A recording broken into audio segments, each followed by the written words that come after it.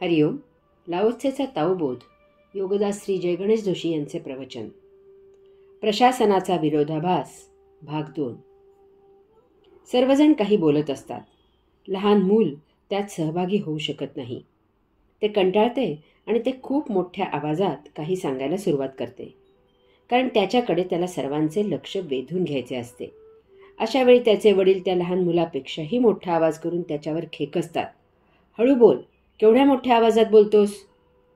त्याला समजत नाही की मग आत्ता आपले वडील जे बोलले ते केवढ्या आवाजात होते. मूल खेळताना काही घडते आणि त्याच्यापेक्षा लहान मुलाला ते मार देते. वडील त्या मुलाला चोप देत सांगतात की आपल्यापेक्षा लहानाला मारू नये, त्याला समजावून सांगावे. मग जोरात फटका देत त्याला विचारतात, पुन्हा मारशील लहान असलेल्याला?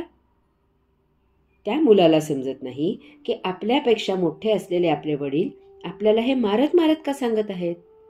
आपण लहान असूनही हे आपल्याला समजावून का सांगत नाहीत. तुम्ही प्रामाणिकपणाने, स्वकर्माने, स्वकष्टाने मिळवलेल्यातील काही भाग कोणी काढून घेतला तर ती चोरी असते. परंतु हेच जेव्हा सरकार करते तेव्हा तो कर असतो. खून केलेल्याला न्यायालय फाशी देते. हा खून नाही, कारण तो शासनाचा प्रशासकीय अधिकार आहे. युद्धात शत्रूला ठार मारले जाते. हा खून नाही, कारण ती देशाच्या संरक्षणासाठी केलेली हत्या असते. शत्रूच्या सैनिकाला रणांगणावर कंठस्नान घालून ठार केले जाते. आपला सैनिक धारातर्थी हुतात्मा होतो. पृथ्वी कोणी निर्माण केली? ती कोण फिरवत ठेवत आहे? तिला उष्णता देणाऱ्या सूर्याची व्यवस्था कोणी केली? तेथे ऋतू कसे होतात? पृथ्वीवरील चल, अचल, सजीव, निर्जीव वस्तुजगत कोणी निर्माण केले? या सर्वाची जोपासना कोण करतो? आधुनिक विज्ञानाकडे याचे उत्तर नाही. अध्यात्माकडे याचे उत्तर आहे की परम आत्मब्रह्माने हे केले.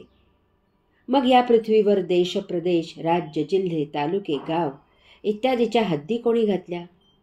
त्यावर मालकी हक्क कोणी आणि का सांगत आहे? या हद्दीमधून जा ये करायला कोण प्रतिबंध करतो? जर कोणी कोणाचे लुबाडत नाही, जर कोणी कोणाला त्रास देत नाही, जर कोणाची काही तक्रार नाही, तर विश्वसंचाराला मर्यादा का आहेत? बंधने का आहेत? बंदी का आहे? जीव कोणी निर्माण केला? येथील विविध प्राणी जगत कोणी निर्माण केले? मग मानवेतर प्राण्यांप्रमाणे मानवाला वैश्विक स्वातंत्र्य का नाही? तो पशुपक्ष्यांप्रमाणे कोणत्याही देशप्रदेशात मुक्त संचार का करू शकत नाही?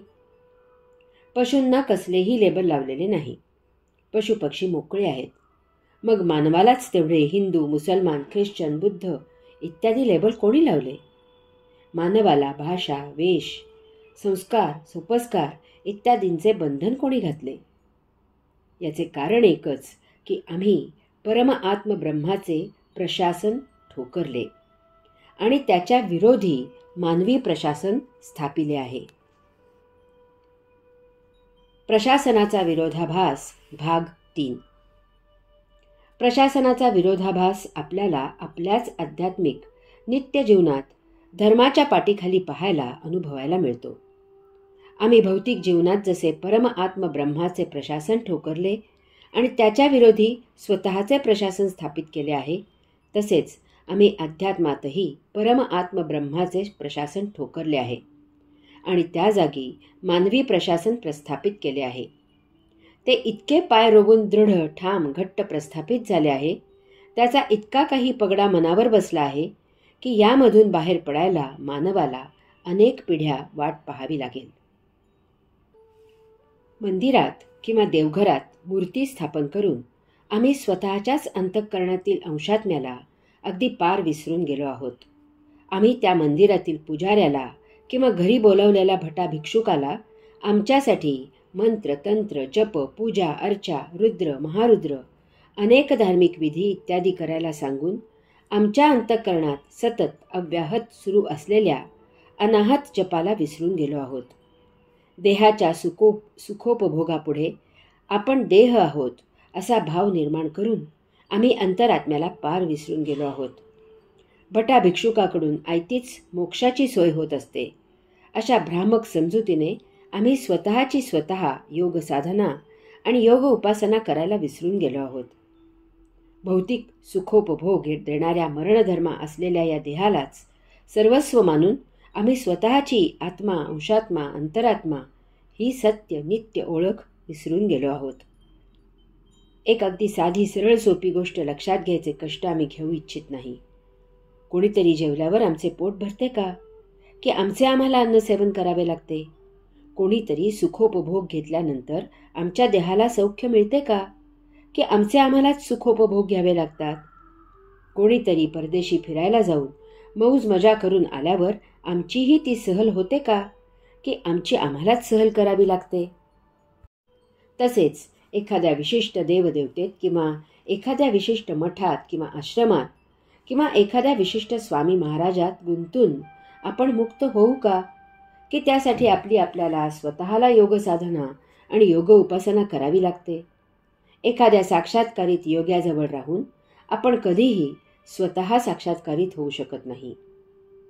अशा योग्याच्या सहवासात त्याच्या मार्गदर्शनाने, त्याच्या आदर्शाने सत्य ज्ञान प्राप्त करून जेव्हा आपण स्वतः योग साधना आणि योग उपासना करू तेव्हाच आपण साक्षात्कारित होऊ.